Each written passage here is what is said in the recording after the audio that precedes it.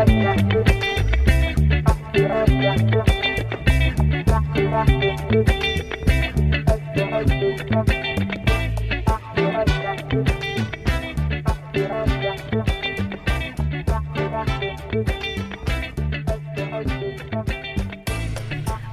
back to the Mulberry Book Drop. So with Valentine's Day being yesterday, it got me thinking about my the only Valentine's Day where I've actually had a significant other, and he did such a great job in picking a gift out for me. I think he got me a purse, he got me some roses, and I got him a magnet. That was it. That's what I got him. I wonder if he still has it on his fridge. Probably not. He's married now, so I don't think so. But okay. But what a fun time! And just Valentine's Day. It's got me. I love Valentine's Day. So, but when all else fails, I have my dogs. Dogs. I love that. And speaking of dogs, Bethany, what's Paws of Mulberry? Paws of Mulberry is amazing. So it's a free database that we have here at the library for local community with their dogs. So that basically they give us a photo of their dog, contact information, name, that kind of stuff.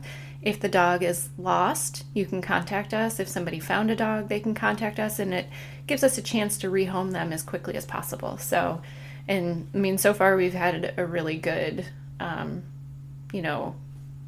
getting them home quickly, I guess is what I'm trying to say. They've great. Always been home in the same day. Yeah. So I don't know why I was having trouble getting those words out, but yeah. So, but that's the goal of the program, free program for people in Mulberry. And we have the SPCA's just up the road, and so we do work pretty closely with them. They're wonderful to the Mulberry community, so we know a lot of you guys adopt your dogs from them. And so once you get them home and you name them and you're so in love with them, make sure you contact us so that we can help you protect them and keep them home and safe. Yeah, I'm actually a part of a page on the Polk County lost and found dogs, and people are constantly posting about dogs that they found. And I'll have to share the Paws of Mulberry on that page. Yeah. If they live in Mulberry, then hey, they can register their dogs, and that way we can get them home faster. You could even share the YouTube video. Yeah. We made a little video. It was a few months ago now, but we did it right over at Spence Park because that's where a lot of the dogs are lost, and I think it's only 6 minutes long, but it basically explains the program and tells you about it. So if you find our YouTube channel, and there is a link on our website that'll take you right to our YouTube channel, you can always watch it or share the video. Yeah, and guys, dogs are the best Valentines. Let's be real. They are. They really are. Best cuddles, everything. So, but don't forget that if there's anything that you want to ask, suggest, or share with us, you can reach us at themulberrylibrary@gmail.com. The word "the" is in the email. So, all right. With all that out of the way, Bethany, what are we talking about today? Oh, okay. Today we're going to talk about a genre that I have to admit we probably understand it the least. What is it, Sarah? Ooh, romance. Ooh. Oh my gosh. Yeah. Okay. So, what do you think about when you think about romance novels? Okay, so when we decided that we were going to use this as our theme for the episode, I started thinking, it kind of just dropped me right into my childhood because my mom was always a really big reader. She still is. And so there was always books all around the house. At one point in my life, my dad remodeled this one room and built a library out of it. And it was just, it's always been filled. Yeah, it's beautiful. So, everything from Stephen King to Danielle Steele and stuff. But what I really think about is those pink Harlequin books with Fabio on the cover. So if somebody says romance, it's immediately what comes to my mind. The long hair, all of it. Yes. Oh my gosh. And it's here I am 40 years later, and I am starting to understand that that's not exactly what it is, and we'll kind of get into that. But if you say the word romance, that is my initial first. Yep. Yeah. Oh my gosh. Yeah, that immediately makes me think of my grandma. And my grandma, growing up, we used to call her books kissy books. That's what they were called. And she would have these book covers that had these handles on it. And she would put the book cover over the cover so you couldn't see. Oh my gosh. But you knew that when she took the cover off, it was going to be Fabio on there with a new lady. But we used to like make fun of her, like fun. But there was like 8-year-old me sitting in a chair reading a book, and next to me was her reading her kissy book. And so that's immediately I think of my grandmother when I think of like funny. romance. Yeah. So, and I was also like, Grandma, why do you have handles on your book? Where are you carrying it? So. That's adorable. What a great memory. Oh, yeah. I love that. So what is the last book that you read that you think would fall into this category? So to be honest, I only read this book because I watched the show first, the first season, but The Duke and I by Julia Quinn. Yes. I think, yeah. Mm-hmm. So The Duke and I. So it's like Bridgerton. So that was the last book that I read. Yeah. So what about you? So I read a book called People We Meet on Vacation by Emily Henry. That's romance? Yeah, I thought it was humor. Oh. And like it was a little, it kept showing up on all these like suggested lists. And so I thought, oh, I'll give it a try, new author. And then I was like, I think this is romance. And I looked at the spine and it had the little heart sticker on it. And I was like, oh my gosh, what am I doing? So oops, my bad.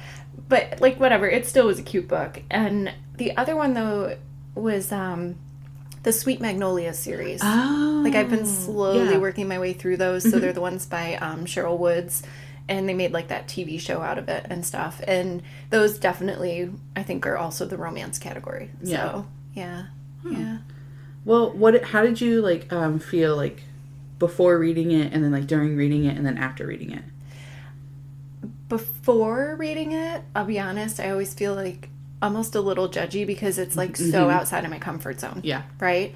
And then during reading it, like People We Meet on Vacation, I was kind of able to like find something different in the plot that like was interesting to me. Or like I read the Bridgerton one too, The Duke and I, and the character development was fun, and I really enjoyed like getting to know the family and stuff. So some of that was really fun to me. And then after, I would always be like, why was I so down on that book? So, like, I'm glad that at the end it was a positive experience where it's like, it doesn't, just because someone says it's romance doesn't mean it's all, I don't know. So, like, thankfully it ended up being positive. And I actually have to say the Sweet Magnolia ones, I struggled with the first couple books.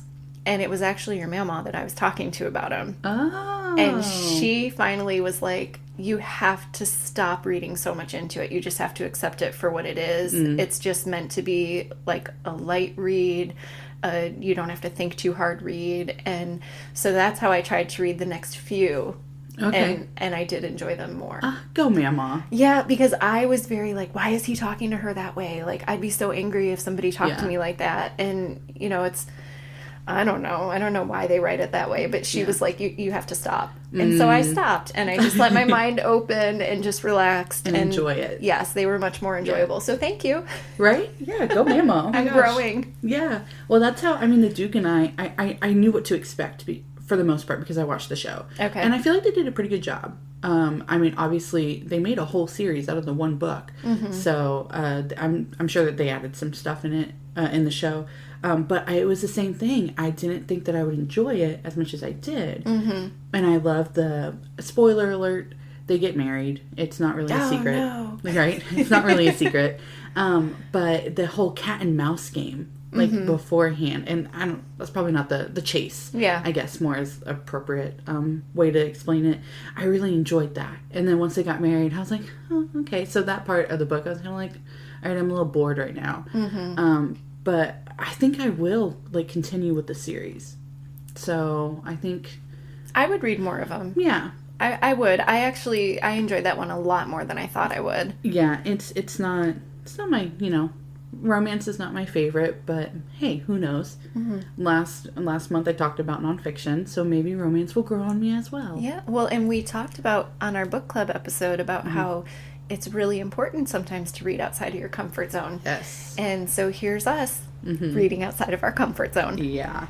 So, well, with us talking about romance, we looked up some romance information and found a lot of fun stuff. So here are 3 definitions that we found interesting about romance. So the first one is the feelings and behavior of 2 people who are in a loving and sexual relationship with each other. Definition number 2 is showcasing a love story where 2 people overcome adversity to obtain their happily ever after, which is my favorite. And then the last definition is 2 basic elements comprise every romance novel: a central love story and an emotional, satisfying, and optimistic ending. So, so when I hear, like, when we found the definitions and we were looking at them, it made me think, like, how much the genre's grown. mm-hmm. Because if you jump back and re-listen to those definitions, number one, the first one, I feel like that is what everybody always assumed and maybe how it started, right? Like loving and sexual, like that's how it started. Mm-hmm. But then it grew into those other 2 definitions because the genre has grown so much. Mm-hmm. And so now you have like more plot, you have story development, more character development, and there's so much more to the story than just this little tiny piece now. Yeah. So I think that's kind of interesting. Mm-hmm. We're just putting it into a box. Yes. We have to let it out of the box. I'm guilty. Very guilty of that. Well, okay, so here's a couple of statistics that I found that I thought I'd share with you. Ooh, I like numbers. Me too. So there's this Romance Writers of America, and they actually say that women make up 82% of the genre's readership, which I'm like, wow, high number. But then I thought to myself, that's a lot of men reading it then. Yeah. If you think about the other side of it, But here's the one that like kind of blew my mind. 1.44 billion in sales per year. So romance is the best-selling genre. Wow. Billion. That's huge. Yes. That's so much. Yeah. So, and it also said that it was nearly double the next highest genre, which is like crime and mystery. So that came in at about 728.2 million. Interesting. That's a huge difference between those 2. Everybody comes in looking for the newest thriller, like crime book. Yeah. Yeah. That's big. Yeah, it is. So, average age for romance readers is 42. I wasn't expecting that number. Yeah. And the ebook industry has the romance genre to thank for its success. I can't take credit for that sentence. I found that. It was the Nielsen data reports. They actually said that like 39% of all ebooks sold in 2014 were romance novels. Interesting, but that doesn't surprise me. Yeah, and the thing that I was reading said that it's just been continuing to grow every year. So if you think about the boom of like e-readers and all those coming out and everybody reading on their tablet, and it's almost like, like your grandma hiding her books. A secret. Nobody knows what you're reading on your e-reader. Oh, that's too funny. Yeah, so I thought that was kind of interesting. Yeah, no, definitely interesting, but not completely surprising. But with romance, did you know that there were 6 main subgenres? That surprises me. Yeah, looking at this list, I was like, I guess I never categorized. I just looked at it as romance. Yeah. So, but yeah, so we're going to go over what they are. So the first one that we have is contemporary romance, and that is the largest subgenre encompassing the time after World War II all the way to the present. Okay. So off the top of your head, can you think of like any contemporary romance books? I think one of the first one that comes to my mind would be P.S. I Love You. Okay. By Cecelia Ahern. They made like a cute movie out of it with Hilary Swank, and I just... Is that Gerard Butler in that? I've never seen it, but I like Gerard Butler. It's a cute movie, but I always like my little like it's funny. I like romantic comedies and stuff like that. Yeah, same. But I was never a romance reader. Yeah. So why was I so judgy? Yeah, we love rom-coms. This is me apologizing.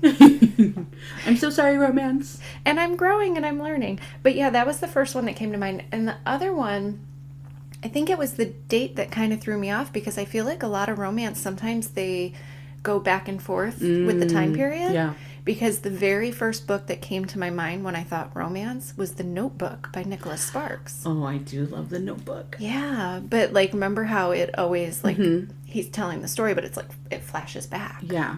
Yeah. I love flashbacks. But I think I would still put that in contemporary. I don't know. Yeah, no, I feel... Okay. I get that. Okay. Yeah. Okay, so, well, speaking of, like, the flashbacks kind of thing, the next one is historical romance. So that's before 1945 and rely on the accurate portrayal of the period. So I don't think I've really read any historical romance. So I came up with 2, but again, I feel like they're hitting that, like, in between historical and contemporary. Yeah. So the first one was, The Alice Network by Kate Quinn. That one actually takes place in 1947, so a little too late. But the flashback section is 1915. Okay. Yeah, I would because count that, yeah. it's also like a lot of people might consider it just historical fiction, but there is like a whole romantic aspect to it. And then there's also Pachinko by Min Jin Lee. Do you remember me reading that for my book club? Yeah, I really like the book title. Yes. Book was phenomenal. I was so surprised by how much I loved it. But it spans 4 generations, and so it begins in the early 1900s. And so you're following this, family, and well, a couple families, but there are romantic relationships within it and stuff like that, and they do deal with a lot. And so for some reason, to me, I was like, I wonder if that would fall into the romance category a little bit. Yeah, that was a good one. Interesting. Okay, well, our next one is romantic suspense. And that is a combination mystery and thriller element. So 2 love interests must solve a crime or uncover a secret together. I feel like this is really popular. This was really hard for me, though. Really? I don't think I've really read any romantic suspense. Yeah, I don't think I have either. So, but a lot of authors that are checked out constantly fall into this category from what I found. So, like J.D. Robb, Nora Roberts, Julie Garwood, Catherine Coulter, I'm sure you recognize all these names. Yes. And the one that popped up on a list that's actually on my to-be-read list that I haven't gotten to yet is Rebecca by Daphne de Maurier. I think I might have said the name wrong. It's supposed to be one of those first, gothic romance, very suspenseful. Okay. And that's just been on my list for a long time. Gotcha. Yeah. All right. Well, the next one is inspirational romance. So it features religious themes or spiritual beliefs that play a central role in the main love story, like Christian romance. This is my genre, y'all. It definitely is. I have read one. You have? Yes. Lynette Eason, Oath of Honor. Yeah. She was a cop. Oh. Maybe it could fall into the suspense category. I think there are quite a few authors that kind of do a spin with, so they could probably classify in both. Yeah. Okay. Who do you got? I bet you got some good authors. I do. So I'm a huge fan of Becky Wade. So anything like her, is it cheesy? Yes. Will I continue to read it? Yes. I just love it. There's one series that's coming to mind, and it's called the Bradford Sister Series. I can't 100% think of the author's name, but we'll put it in the notes. But that one, it's based off of 3 sisters, and each book is a different sister, and I love that. It's just so sweet, and it's just so natural, and I don't know, it's not like what I would call a saucy book. Okay. But I did use your word, or space, but it's just like sweet romance, Aww. They could fall in love with each other, that kind of thing. So yeah, that's what I would say for inspirational romance. Okay. Okay, and the last one is speculative romance. And that includes a number of subcategories such as paranormal romance, time travel romance, or gothic romance stories involving ghosts, vampires, or werewolves. So maybe Rebecca would fall into this one too, because it's a gothic romance. Yeah. But you know which one I'm going to have to say for you, just for you. Mm-hmm. Twilight. Yes. Love it. The other one too that I have not read these books, but they were super popular, and they made it into a TV show. But there was the Sookie Stackhouse series by Charlaine Harris, and they made it into that TV show True Blood. Oh, yeah. I never watched it. Yeah, I think that would definitely be one that you would find in this category. Yeah, totally. Because those are about vampires, right? Yeah. Okay. I think there's all sorts of stuff in it. Oh, okay. Yeah, I only watched a couple episodes. But. Yeah, there's my entire teenage years, all the books that I read would totally fall into this category. Well, and wasn't Twilight was really popular around the same time, so it's almost Twilight was kind of for the teens and young adults. True Blood was geared a little more toward the older crowd. Yes. But it kind of the same around the same time. Yeah, it makes me think of and this would fall into the next category that we're about to talk about, but the House of Night series and the Vampire Academy series, my entire high school career, whatever you want to call it, was literally all vampires. Wow. That's all we read. See, and mine was all Beverly Hills 90210 and My So-Called Life. And I had the reboot of 90210. That's so funny. Okay, so our last category is young adults, and that showcases the lives of young people and often contains dramatic romantic themes. this is my jam. If I had to pick a romance, this is the section I'm going to first, because I love like the coming of age stories. I love like the innocence, the curiosity, the growth. Like I adore that. So I had a couple that I threw down here. So the first one, I know we've mentioned it before, guys, I'm sorry, but The Selection by Kiera Cass. Yes. Right? So good. Definitely. But here's my favorite one. Eleanor and Park by Rainbow Rowell. And when I read it, like, I just had all those feelings of, like, remembering what it was like to have, like, a first crush or a first love or whatever. And the book is just so sweetly written. It's completely believable, like, them listening to music together and sharing their earbud. And, like, it was perfect. And the other one that I really enjoyed it was definitely popular, made me bawl my eyes out, but The Fault in Our Stars by John Green. I still haven't read it because I just know I'm going to cry. Yeah, but I really did. I loved it. You know what actually just popped into my head? To All the Boys I've Ever Loved Before. Jenny Han. Yeah, such a sweet story. That was cute. Yeah, and cute. I love the movies. Okay. Fun. Yeah. Okay, so that was all 6? Yeah. I feel like there needs to be one more. Okay. What you feeling? Why isn't there like a humor one? Yeah. And I know this is my awkward personality because humor just gets me through life. But I'm like, where would Janet Ivanovich and Stephenie Plum fit into all of this? Because I understand that her books are supposed to be like humor mystery, but every single one, there is always like some sort of awkward situations, love triangle, like who's she going to end up with? Fun, like, yeah. And there is definitely a romantic element to those books. So I'm going to just throw out there that we need a 7th, and it needs to be the humor subgenre. Yeah. Where 2 awkward people somehow end up together. And because that's kind of like my people we meet on vacation. I think that was more of a humorous romance. I'm sorry, guys. I just hit the table. Well, it makes me think of all the books. We have a couple patrons that they check out these books, and there's always food in the title. Yes. And so I'm like, are those funny? Like, what kind of books are those? Yeah. So, interesting. If you're ever wondering, like, what genre you are reading, when you go to Goodreads, if you're on the actual website on the computer, if you look over on the right on that book, it has a bunch of categories that book is considered that people will vote on. So, and that just made me that just came into my mind. I may have to go back and look at some of the romancy books that I've read and see what they are.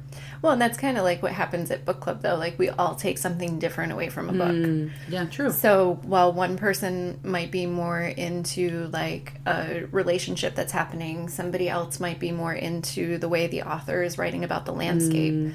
You know, so it's like, even what was it, Virgin River, when we talked about that in my book club, it's like some people were really into the relationship, other people were more into like the bad guys that kind of live out in the woods, and then there was other people that were like, I want to know if there's a real place that looks like this, because every time she was describing the landscape. So, we all take away something different when we're reading. And love that. Yes. And so to be able to talk to somebody else and really get that other perspective it's kind of fun. Yeah. Oh, it gives so much more. Well, this was so much fun. I didn't think I'd have this much fun talking about romance. I'm a little surprised too. I feel like we've grown so much. Yeah, we have, and it makes me honestly want to like go and read some romance books. Maybe not the super saucy and spicy ones, but I think you should read Eleanor and Park. I've never read that one. I think you should. I'd be curious to hear what you think. I still don't think I'm going to read The Fault in Our Stars. But maybe I'll read Eleanor and Park. Okay. So, well, what are you reading right now? Are you reading any romance? I'm not reading romance right now. I actually just finished, I had a book on hold for a long time, and it finally popped in, and I was like, oh my gosh, I forgot about this. Sometimes that's the fun thing about a long hold list, because you get like surprised when it shows up. But A Slow Fire Burning by Paula Hawkins. She became really popular a few years ago with another thriller she had written. I've really enjoyed her books so far, but this one was fun. It really kind of had me in it, and a couple little twists and stuff, so I like her. And Ordinary Grace by William Kent Kruger. Oh, I haven't heard that one. Yeah, Very popular author. He's got a series, which I'm blanking on what it's called right now because I have not read it.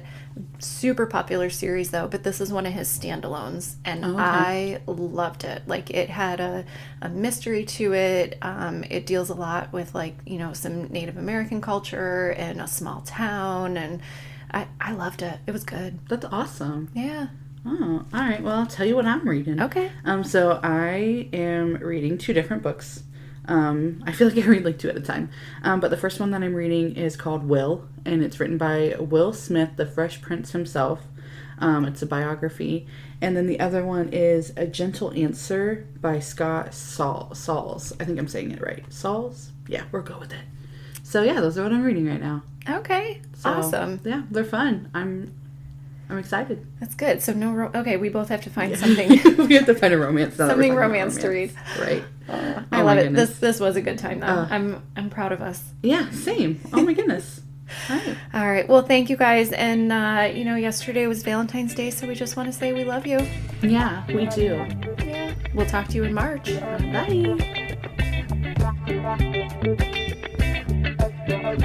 Bye.